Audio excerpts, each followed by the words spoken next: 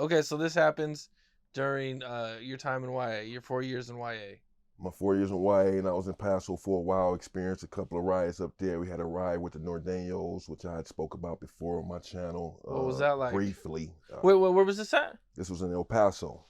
Oh, okay. This is in El Paso, where they have maybe 8 dorms in El Paso. 4 on this side and 4 on this side, and in the dorms they have bunk beds. Dorms are not too big, 2 sides of bunk beds, and uh, Norteños were up there as well as Serranos. And I remember there was some tension over something for a few days with the Norteños, and Black, the little homie C-Dog from 20s, he told us on the way out for breakfast that morning. He said, "Man, it's supposed to kick off this morning." And I remember everyone brushing him off, thinking that he was paranoid and just talking, didn't know what he was talking about. And as soon as the door opened for breakfast and we walked outside into the front of Napomo to line up for breakfast, it kicked off. 5 Norteños jumped on me.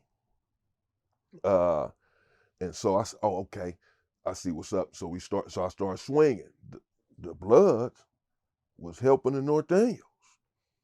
Yeah, the Bloods was helping the Norteños. This YA, we ain't really know, we all supposed to stick together like that and all that. And the Bloods and Norteños, they real tough. And the Crips and Southsiders real tough. They're real tight. And so the Bloods, they roll with the Norteños somewhat. And so, they're helping against the fight with the Crips. The Bloods are helping the Norteños. And 5 of them, at least 5, got on me. And so I'm fighting these dudes, but I'm thinking, I'm not finna hit the ground because I ain't finna let them stump me out or whatever. And I tend, as I've detailed on my channel before, I tend to get aggressive in any sort of combat, any sort of violence, only because, as I've said before, all of my life, I've been told, "Man, you're too big. I'm not finna fight you. I'm not finna give you a head up fade. I'm not gonna give you a head up squabble. I'm gonna have to pick up something and bust you upside the head," is what people would say. People who grew up with me call me Huey. And they say, "Huey, you too big. Pick up something, hit you upside the head with it." So I know this, when people come at me, this is how they're thinking. They're not gonna come at me in any sort of soft way, because they're thinking I have to put this big guy on his back. If I play with him and don't put him down, I'm in trouble. You know what I mean? If I just do something to piss him off, I'm in trouble. So they come at me real strong. That's why they put 5 of them on me. They're trying to take me down. And so even if it's one person coming at me, I'm going to respond aggressively, even if it's someone smaller than me, because I don't know if this person has a weapon, eventually, because they don't want to give me a head up fade. And so I had to try to put you down. So that's just a message to everyone. Don't even come at me. Don't come at me playing. And that's what they did. And I put 3 of them down. I knocked 3 of them out. 3 of the Norteños, I put them down on the ground. And by the time I got 3 of them down, the fight was over. The riot was over. And I stayed there in Paso for 2 years. So, were you the only person that got jumped? There was nobody else there? It wasn't. Everybody else was fighting, Okay. but I'm the only one that got packed out like that. They obviously, when they planned out their attack set, they had their people on me, which tends to happen. People have designated people for me in these riots. When the riots was kicking off in the Los Angeles County Jail constantly, still are, between us and the Southsiders, whenever I would be involved in a riot, it would be at least 3, 4 Southsiders on me, because I know you're big. I'm big, and they would already have me designated as they have to take me down first. And a lot of the times I had juice, I would be running the module or running the whole floor, and they wanted to take me down to send a message, but I just never went down. Was that your first riot? Let me see, Paso. Yeah, it had to be my first riot, because before then I just been in camp. I didn't have a riot in camp, and I went to SRCC, which is the reception for CYA, and then to Paso. So yeah, that was my first riot, and it was a little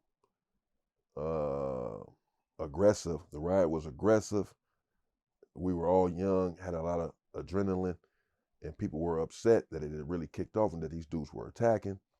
And so we responded, and we're trying to really put them down. But it was a good riot. I mean, they got some in and we got some in, but they put 5 people on me, and I knew at the No knives or nothing, just all fists. all fists, all fists. I think maybe one person had a toothbrush or something. One black dude had a toothbrush, a little sharpened toothbrush, sort of the weapons that we had back then in YA. And he attempted to use it to sort of scratch the Norteño, didn't do any damage. But he was the only one, I believe, reported with the weapon. Everyone else just came out fisticuffs. Mano y mano was what it was supposed to be, but it was 5 manos on me. Okay, now you're in YA and you do 4 years and you get out. And what's it like for you now that you get out? Do you try to go straight at all, or do you just go right back to the streets? Well, I stayed out 10 days Damn. before I caught another robbery. So maybe that answers the question. Right back to the streets. I went right back to the streets. Still had no direction. I was 19 years old when I got out of YA, 1 month away from turning 20. Excuse me, in January of 1994 is when I got out of YA, and I turned 20 in February of 1994. And so I got out in January 20th, and began to run the streets that same night, really, with my childhood friend Robert, rest in peace, and within days I was robbing again, and within the 10 days caught a case in Long Beach.